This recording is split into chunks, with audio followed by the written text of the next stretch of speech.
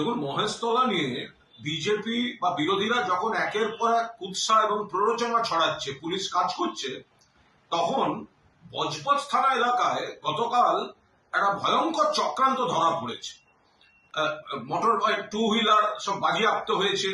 ধরা পড়েছে এমন কিছু দুষ্কৃতী যারা বিস্ফোরক নিয়ে ঘুরছিল। তাদের কাছ থেকে বিপুল পরিমাণ সোডিয়াম পাউডার, 10 কেজির বেশি অ্যালুমিনিয়াম পাউডার, ফসফরাস, ডাস্ট, লাল সালফার, লোহার গুঁড়ো, বোমা তৈরির সব উপকরণ এই সমস্ত ধরা পড়েছে। এবং যারা 3টে বাইক যেমন ধরা পড়েছে, যারা অ্যারেস্ট হয়েছে 5 জন, তার মধ্যে একজন নবীন চন্দ্র রায় তো বিজেপি RSS এর ঘোষিত কর্মী।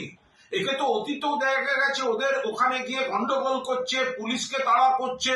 এগুলো তো ওই এলাকায় বাটা মোড় ইত্যাদি ইত্যাদি সব দেখা গিয়েছে।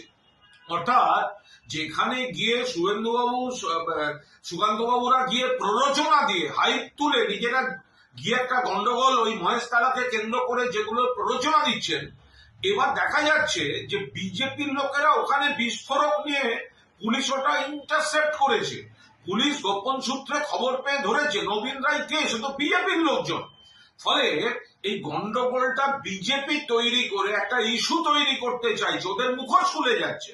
এবং মহেশতলা থেকে যা খবর আসছে, ওই জায়গাটা নিয়ে গন্ডগোল, সেই জায়গাটা পৃথিবীর লোককে ওরা ভুল বোঝাতে চাইছে। এলাকার মানুষরা বলে দিচ্ছেন ওখানে ফলওয়ালারা বসতো, কয়েকজন ফলওয়ালা বসতো বাজারের সামনে।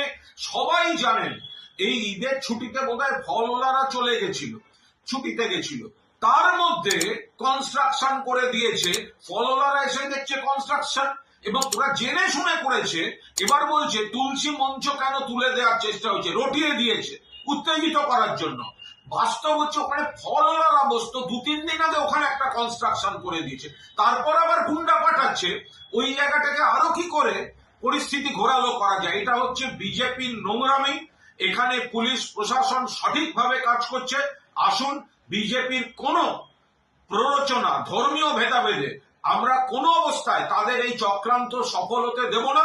বিজেপির মুখোশ খুলে যাচ্ছে, খুলে যাবে।